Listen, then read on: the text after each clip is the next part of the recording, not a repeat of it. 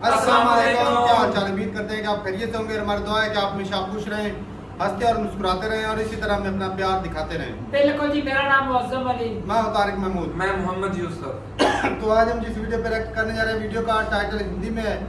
तो मेजर गौरव आर्या की जो कश्मीर पर थी टेररिज्म के बारे में, और काफ़ी भाई बोल रहे थे कि दूसरा पार्ट भी लाओ। तो वीडियो शुरू करते हैं और अपना रिव्यू कर देंगे। काउंटर करते हैं 1 2 3 वीडियो स्टार्ट। इतनी मैं हुर्रियत वालों की बात कर रहा हूं, इनकी तिजोरियां उतनी भरेंगी, इनका पैसा ही वो है, इनका सस्टेनेंस वही है। खैर दोस्तों, वापस मुद्दे पे आता हूं। तो मैंने आपके ग्रुप का नाम लिया ना, मैंने आपको बताया अल्लाह tigers, दुख्तरान Millat. दुख्तरान Millat is more like a women militant wing type का। अल फरहान का नाम लिया मैंने, हिजबुल मुजाहिदीन, लश्कर, जैश, ये सब, ये क्या है, ये सब पैन इस्लामिक नेम्स हैं। और ये मैंने बहुत पहले, I was the first person जिसने ये बोलना शुरू करा था। और बहुत पहले ये बात मैंने बोलना शुरू कर दी थी 2016 में, जब मैं पहली बार मीडिया में आया था। मैंने एक दूसरे चैनल की शो पे बात बोली थी कि ये जो नाम है ना, ये नाम, ये तो कश्मीरी नाम नहीं है। और जब मैं लाइन ऑफ कंट्रोल पे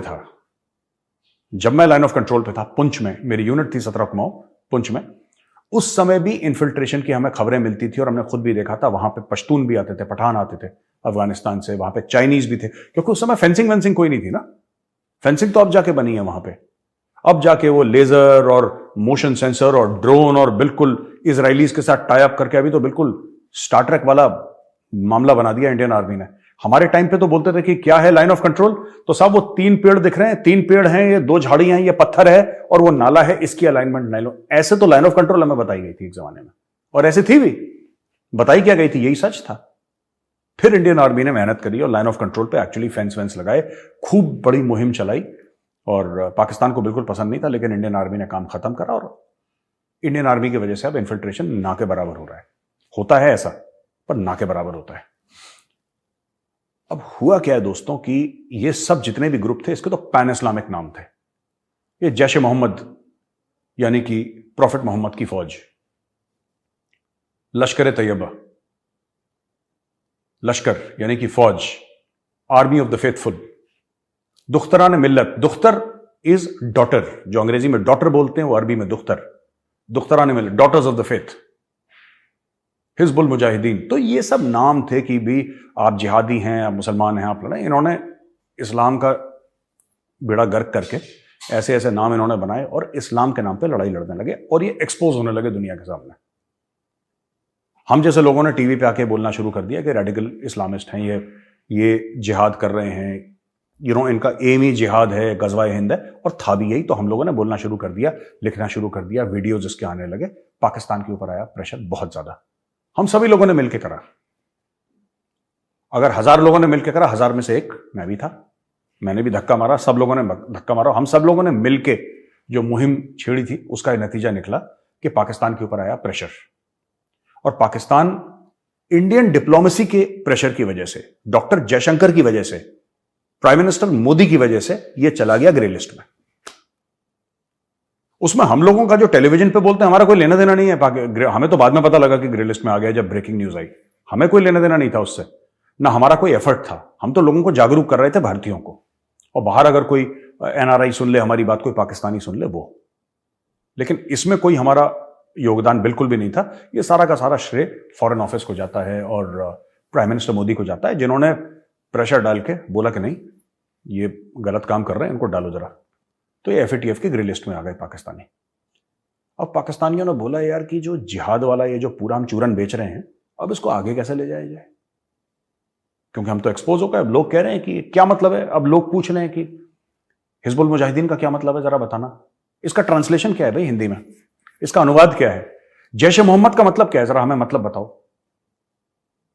है ना। लश्कर तैयबा का अनुवाद क्या है हिंदी में। अब अनुवाद पूछेंगे तो फिर वही पुरानी जो गजल है ना जगजीत सिंह साहब की बात निकलेगी तो फिर दूर तलक जाएगी। अब लोग प्रेशर में आने लगे, ये बात उल्टी पड़ने लगी। तो अब इन्होंने क्या गेम खेला कि द रेसिस्टेंस फ्रंट एक निकाला है, बड़ा सेक्युलर सा नाम है, द रेसिस्टेंस फ्रंट। ये एक्चुअली लश्कर तैयबा ही है जिसका नाम रख दिया द रेसिस्टेंस फ्रंट। बोला कि साहब ऐसा है, अब जो एक्शन करेगी द रेसिस्टेंस फ्रंट। सुनने में कितना प्यारा लगता है, रेसिस्टेंस, आप बगावत कर रहे हैं, आप रेसिस्ट कर रहे हैं। आप जद्दोजहद कर रहे हैं, आप इंडियन आर्मी को धकेल रहे हैं, सीआरपीएफ को धकेल रहे हैं, जेएनके पुलिस को वापस धकेल रहे हैं आप, ये कुछ नहीं, वही जिहादी हैं, इस्लामिस्ट जिहादीज हैं ये, जिन्होंने एक सेक्युलर नाम अपने आप को दे दिया है कि इतना प्रेशर ना आए पाकिस्तान पे। अच्छा, और पाकिस्तानियों का यह भी कहना है कि मेजर साहब अब तो हम शरीफ हो गए। और मेजर साहब बात यह हो गई है कि हमारे ऊपर अब तो इतनी बिजली गिर गई एफएटीएफ की, हमें लॉस हो गया, लॉस ऑफ रेपुटेशन थी नहीं, लॉस क्या होता है रेपुटेशन का तो फालतू की बात है, लेकिन पैसे का लॉस हो गया, इसका लॉस हो गया, पैसे भी नहीं थे इनके पास, पता नहीं किस चीज का लॉस हो गया, लेकिन पाकिस्तान सदमे में चला गया एफएटीएफ की ग्रे लिस्ट के चक्कर में। तो बोला कि जिहाद शिहाद बंद करो, ऐसा पाकिस्तानी कहते हैं। लेकिन दोस्तों बात यह ना कि ये जो चीज एक बार आप शुरू करते हो ना, एक छोटा बच्चा है, जब से उसकी समझबूझ हुई है, जब से उसने बुद्धि का प्रयोग शुरू करा है, उस दिन से अगर आप उस बच्चे को बोलोगे कि हिंदू काफिर है और जब तुम बड़े होगे तुम उसको मारोगे, आपने उस बच्चे को यही बताया कि हिंदू काफिर है, तुम्हें उसको मारना है, तुम्हें उसको मारना है, और अगर तुम उसको मारते मारते मर गए तो तुम जन्नत जाओगे, 72 हूरें मिलेंगी, ये सब पूरा ड्रामा होगा, शहद और दूध की नदियां बहेंगी एंड झरने होंगे, व्हाटएवर XYZ, और ये सब होगा, तो बड़ी ऊपर मौज होगी।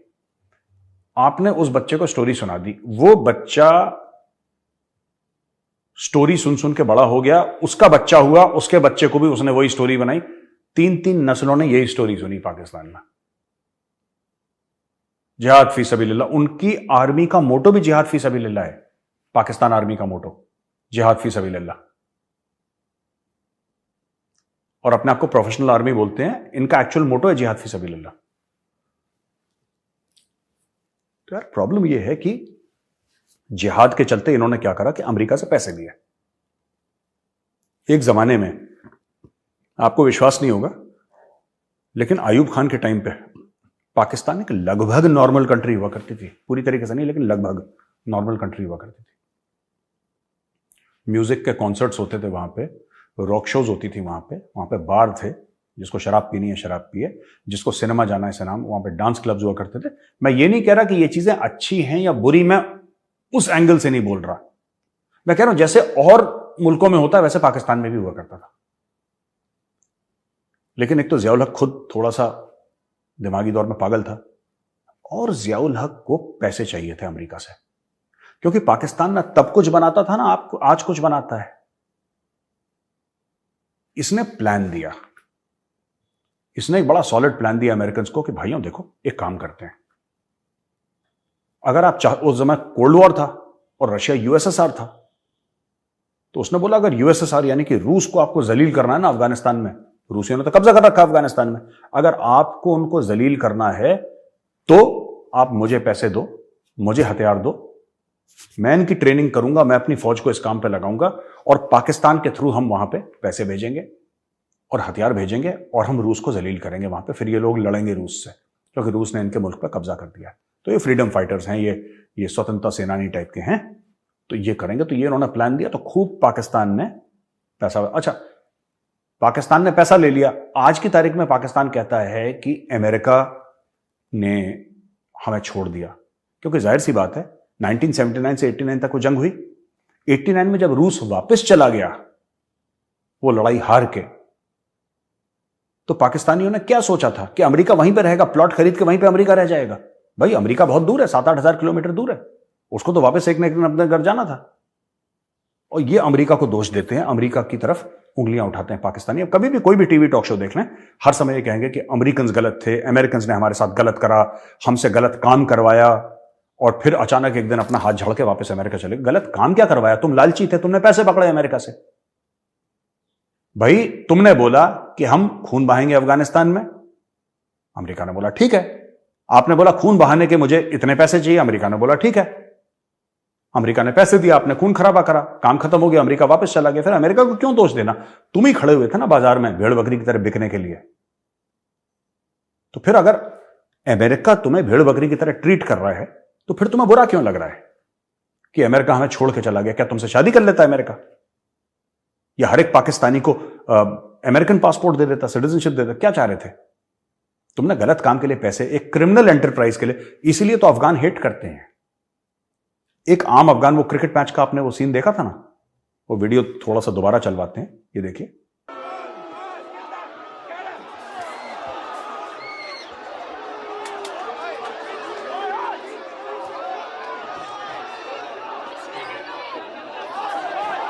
ये तो सिर्फ एक छोटे से क्रिकेट मैच की बात थी। आप अगर काबुल की सड़कों पर जाएंगे, पाकिस्तानियों के लिए जबरदस्त नफरत है अफगानों के दिल में, क्योंकि इन लोगों ने सारा गंद वहीं पे मचाया है। तो पाकिस्तानियों ने, वापस आता हूं टीआरएफ पे, इन्होंने एक सेक्युलर ग्रुप खड़ा करा और आज की तारीख में टीआरएफ कश्मीर में एक्टिव है। ये पुलिस वालों को पीछे से मार देना या पंडितों को मार देना, कश्मीरी हिंदुओं को मार देना, ठीक है, और वहां पे मुसलमान भी बहुत ज्यादा मरे हैं, हिंदू भी बहुत ज्यादा मरे हैं, तो सबको मारना ये काम टीआरएफ कर रहा है। क्योंकि टीआरएफ दुनिया को यह दिखाना चाहता है कि साहब इसका इस्लामिक जिहाद से कोई लेना देना नहीं, हम बिल्कुल सेक्युलर लोग हैं साहब, हम सेक्युलर लोग हैं, हम तो सिर्फ रेसिस्ट कर रहे हैं Indian occupation, so called Indian occupation को हम लोग रेसिस्ट कर रहे हैं। ये स्टोरी सुना रहा है टीआरएफ, लेकिन नोबडी इज फूल्ड। और जैसा मैंने बोला, मेरे पाकिस्तानी दोस्त कहते हैं साहब हमने तो बंद कर दिया ये काम धंधा।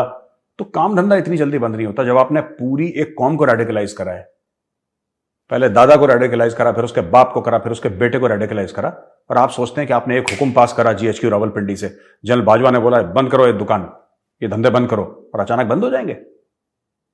वो तो जन्नत की फिराक में घूम रहा है हाथ में AK-47 लेके। आपने 22 करोड़ के मुल्क को रेडिकलाइज कर दिया। वहां से कितने हाफिज सईद को जेल में डाल दिया। क्या फर्क पड़ता है, उससे जेल में डाल दिया। पाकिस्तान में कितने हाफिज सईद घूम रहे हैं। इंटेंट है, कैपेबिलिटी नहीं है अभी, यानी कि नियत है लेकिन काबिलियत नहीं है। ठीक है, नियत पूरी है, काबिलियत नहीं। जिस दिन काबिलियत हो जाएगी, यही लोग दोबारा 26/11 करेंगे।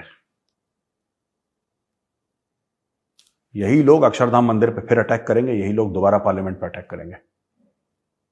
प्रॉब्लम जैश ए मोहम्मद लश्कर ए तैयबा नहीं है, असली प्रॉब्लम पाकिस्तानी आर्मी है। यह बात मैं कई बार कह चुका हूं। लेकिन इससे बड़ी प्रॉब्लम है कि जब आप एक पूरे 22-23 करोड़ के मुल्क को रेडिकलाइज कर देंगे, जब पूरे 22-23 करोड़ लोग ही कहेंगे कि भाई हमारा काम ही जिहाद फी सबीलिल्लाह है, तो फिर वो मुल्क नॉर्मल कैसे हो सकता है। पढ़े लिखे लोग ऐसी बातें करते हैं, पढ़े लिखे लोग जिन्होंने दुनिया देखी है, जो बाहर से पढ़े हुए हैं। आप अब देखिए ना, इमरान खान की स्पीच देखिए जरा। उसामा बिन लादेन को इन्होंने अमेरिकन ने आके एबटाबाद में मार दिया, शहीद कर दिया। उसके बाद क्या हुआ? उसामा बिन लादेन को शहीद कर दिया। ये ऑक्सफोर्ड का पढ़ा हुआ है भाई ये।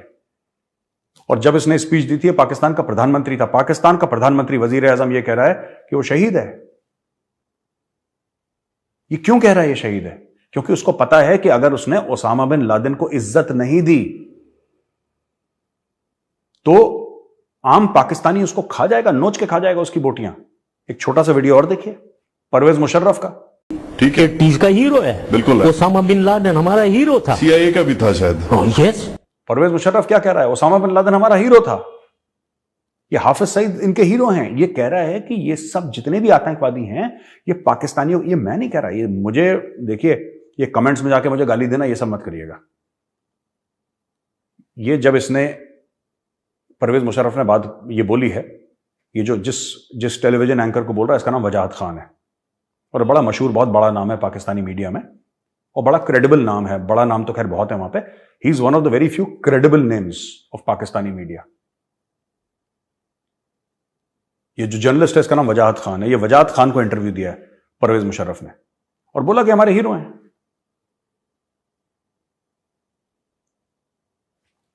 जब एक बच्चे का, मैं आपको बता रहा हूं ये जहनियत, दिमाग समझा रहा हूं आप लोगों को, जो कहते हैं ना पाकिस्तान ऐसा क्यों कर रहा है। जब आपने एक क्लास 5 के या 6ठी जमात के, 6ठी कक्षा के बच्चे को यह बताया है कि बेटा देखो,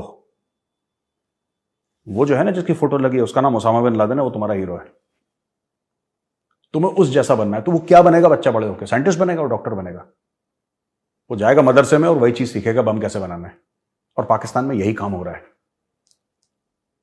तो जो हम इंडिया में खुश हो जाते हैं ना कि हमने लाइन ऑफ कंट्रोल में रोक लिया पाकिस्तानियों को, अरे आपने रोक तो लिया उनको, बिल्कुल बात ठीक है, लेकिन समझिए कि आपके बगल में एक मुल्क है जहां पे 99% ऑफ द पॉपुलेशन, मैं ये नहीं कह रहा कुछ पाकिस्तानी ढंग के भी हैं, ऐसी बात नहीं है कि सभी एक जैसे हैं, लेकिन vast majority, lion share of the Pakistanis have been radicalised deliberately by their own government. उनकी फौज ने, ISI ने, उनकी सरकार ने लगातार उनको रेडिकलाइज करा है। अब समझ लीजिए उस मुल्क का क्या बनेगा, उस मुल्क का क्या होगा जहां पे 22 करोड़ लोग रोज जन्नत ढूंढने का बहाना लगा रहे हैं। मेरा वीडियो यहीं पे खत्म होता है दोस्तों। देखने के लिए बहुत बहुत धन्यवाद, और फिर से आपसे गुजारिश करूंगा वीडियो को लाइक करिए, हमारे चैनल को सब्सक्राइब करिए। जय हिंद।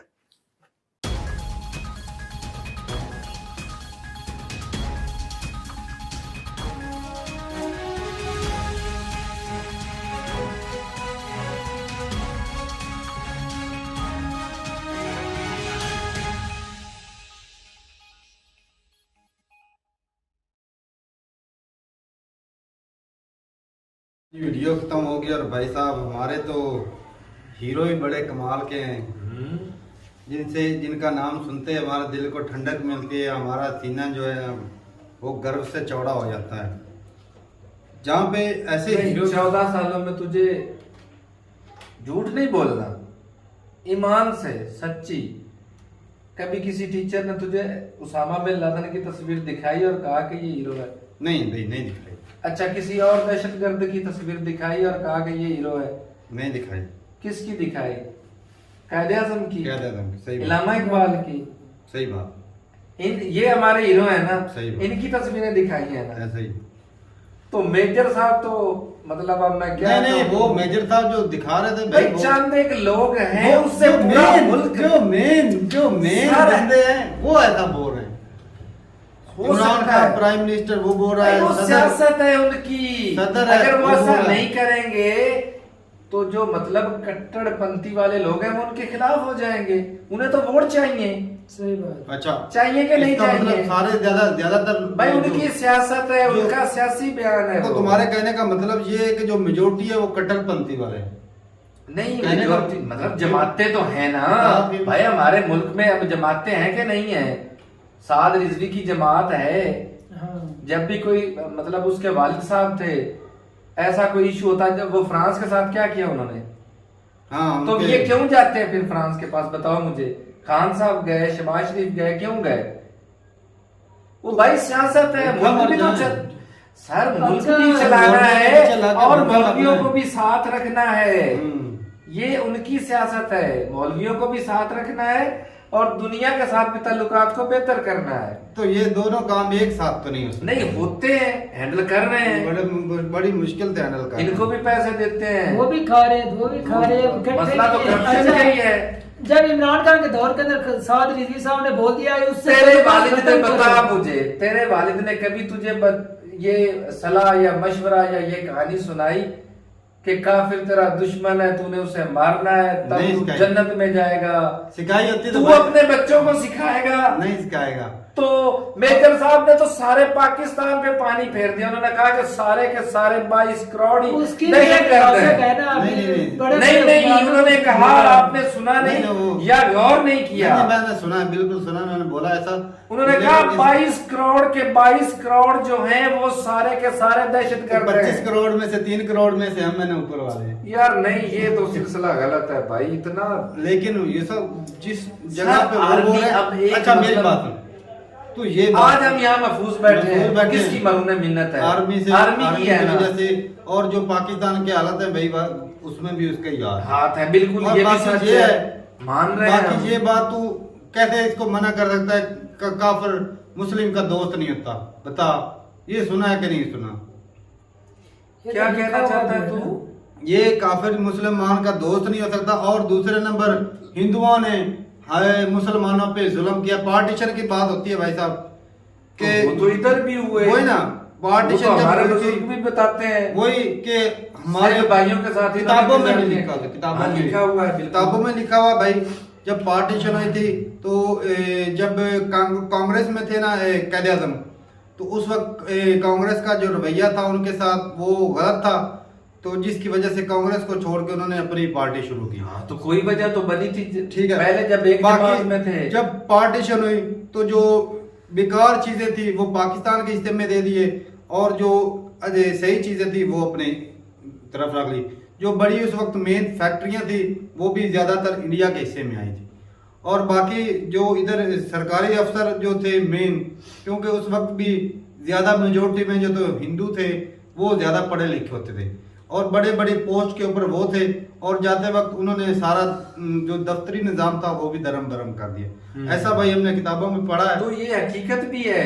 नहीं, लेकिन उस वक्त जानने भी भाई क्यों यार गई जानने। हाँ। कायदे-ए-आज़म ने अपने बयान में क्या कहा था? काम काम काम काम। सही बात। और तलीम के लिए क्या कहा था कि ये पाकिस्तान के लिए जिंदगी और मौत का मसला है। सही बात। अगर आप तलीम के मैदान में पीछे रहे तो आपका नाम सफा हस्ती से मिट जाएगा और वो हमारे सामने आज है, क्योंकि तलीम की कमी की वजह से हम पीछे हैं। और बाकी भाई साहब बात करें अमेरिका की, अमेरिका से पैसे लेके मुशर्रफ साहब के दौर में हुआ है और ये बड़े दौर काफी पुराने अरसे से हो रहा है। और अमेरिका ने पैसे दिए और सऊदी अरेबिया भी फंडिंग करता था। इसकी वजह से पाकिस्तान एक तो यूएसएसआर से लड़ते रहे अफगानिस्तान की हेल्प करके, और बाकी अपना कश्मीर का मसला भी साथ में चलाते रहे, इधर से उधर वो मुजाहिदीन जो भेजते रहे। और बाकी भाई साहब जो हमने जिहाद सीखी है या जो जिहाद के बारे में पढ़ा है वो ये पढ़ा है कि अगर किसी के ऊपर कोई जुल्म हो रहा तो उसके खिलाफ लड़ो। अगर हिम्मत है तो भाई आपके अपने नफ्स का भी है ना, बुराइयों से रोकना भी तो जिहाद है, बुराई को रोकना अपने आप को बुराई से रोकना भी जिहाद है। तो ये जिहाद का मतलब असल में अगर ये अरबिक वर्ड है, इसका मतलब होता है लड़ना, फाइट। तो जिहाद का मतलब है लड़ना और वो जुल्म के खिलाफ लड़ना, जो हमने भाई सीखा है। बाकी ये जो जिहाद उधर करने जाते हैं जो आम लोगों को मारते हैं वो भाई जुल्म है, जो इस्लाम ने जुल्म का बिल्कुल नहीं बोला। देखा जाए ना, हम वीडियो देखते हैं इंडिया के अंदर, वो जो मुसलमान है ना वो साफ बोलते हैं भाई हमें पाकिस्तान से कोई मसला नहीं है, हम इंडियन है और हम खुशी से यहाँ रह रहे हैं, हमें कोई किसी किस्म की तकलीफ नहीं है। तो फिर ये किस तरह का जिहाद उधर लड़ने जाते हैं? ये भी पैसे देते हैं और उसके लिए दंगे फसाद करते हैं। ये नहीं भी इंडिया के अंदर, पाकिस्तान का भी यही हाल है। पाकिस्तान में भी नहीं धमाके करते, ये किसके खिलाफ जिहाद कर रहे हैं ये बताएं। ये भाई साहब डॉलर के लिए बिकते हैं और ये ब्रेन वॉश करके जो बड़े बड़े ऊपर मगरमच्छ बैठे हुए हैं वो आम जो जिनके पास कम इल्म होता है, कम अकल होता है, उनको ये ब्रेन वॉश करके इस्तेमाल करते हैं, बम धमाके करवाते हैं। कई लोगों के मजबूर होते हैं, कई ऐसे लोग जिनको ये मजबूर करके ब्लैकमेल करके इस्तेमाल करके उधर भेज देते हैं। आज के दौर में यार बंदे, हर बंदे को पता नहीं कि इंडिया का बॉर्डर क्रॉस करके जाऊंगा सामने मौत है, इंडियन आर्मी खड़ी है। वो एक बंदा एक पिस्टल लेकर चला गया जी, मैं जी लड़ने जा रहा हूँ। एक बंदा जी गया, वो पकड़ा गया इंडिया में, वो जी छुरी लेकर गया, मैं जी नुपुर शर्मा का गला काटने जा रहा हूँ। अब बताओ ये बंदा, उसका अगर दिमाग ठीक हो तो उसको ना तो नुपुर शर्मा का घर का पता, वो वहां के इंडिया के जो मुसलमान है उनको भी नहीं पता होगा कि नुपुर शर्मा का घर किधर है और कैसी दिखती है, कैसी है वो, उसकी सिक्योरिटी कितनी है। जब तक ये सारा चीजें पता नहीं है तो वो हमला करने कैसे जा सकता है? तो ये और रही बात अफगानियों की, हाँ, किसी के बच्चों को आप मारेंगे तो वो आप पर फूल बरसाएंगे, सही बात, नफरत ही करेंगे भाई आपसे। तो हमने रास्ते दिए उन पर अपना अटैक करवाने के लिए, नेटो सप्लाई इधर से पाकिस्तान ने चलाई, तो वो नफरत तो करेंगे भाई, उनका हक बनता है।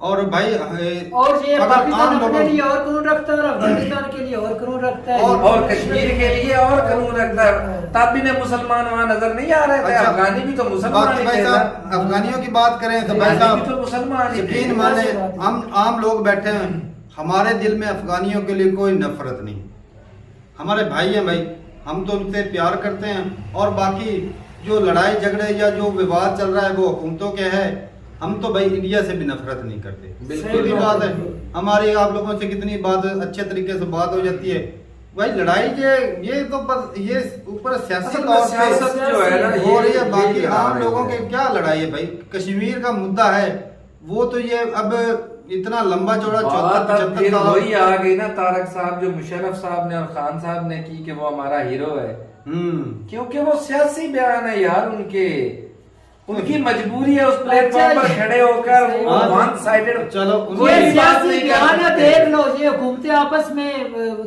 मशीनरी खरीद वो ऐसा बयान ना देते तो सारे मुल्ला उनके खिलाफ, उनकी जमात कहाँ जाती।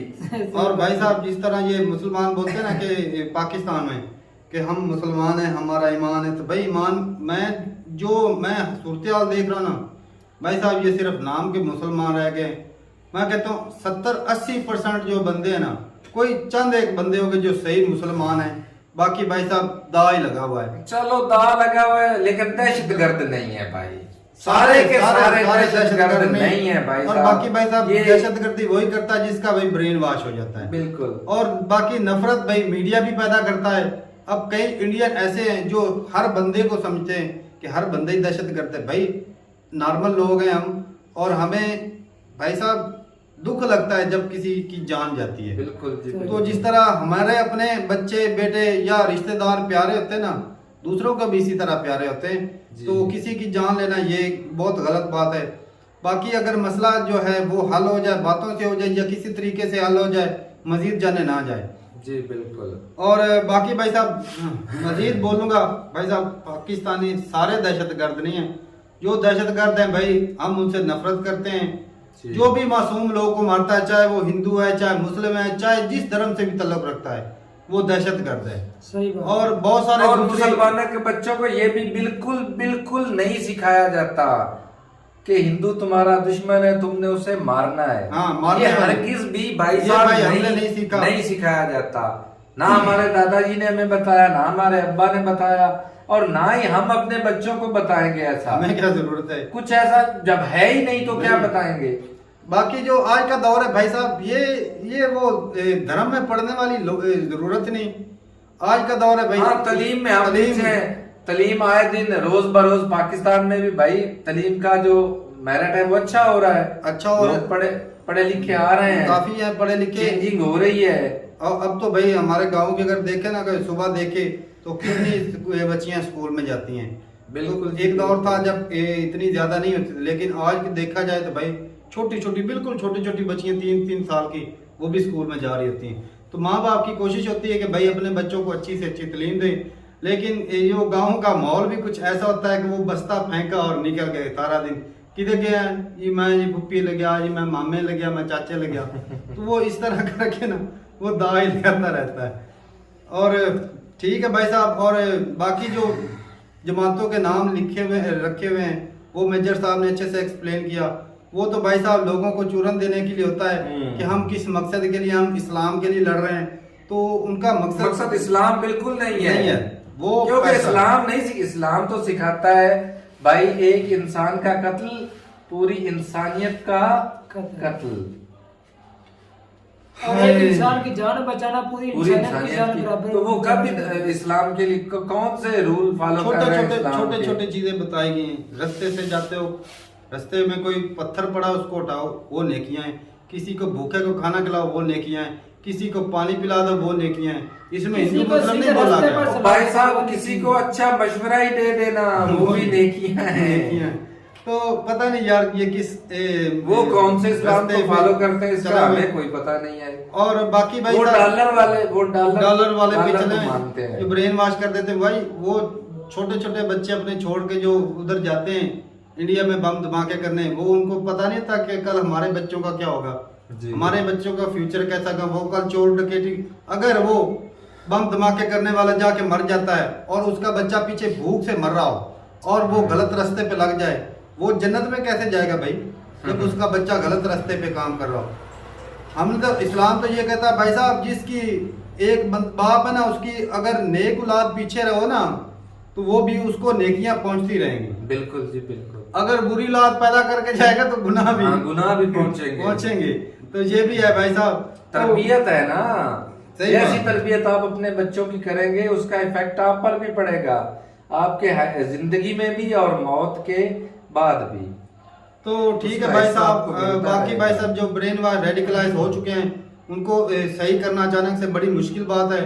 और अब तो भाई मैं शहबाज शरीफ का शुक्रिया अदा करता हूँ, इसने भाई यूएन में खड़े होकर बोला कि हमें भाई थ्रेट है आतंकवादियों से। टीटीपी वालों का भी नाम लिया, जैसे लश्कर तैयबा सारों का लिया।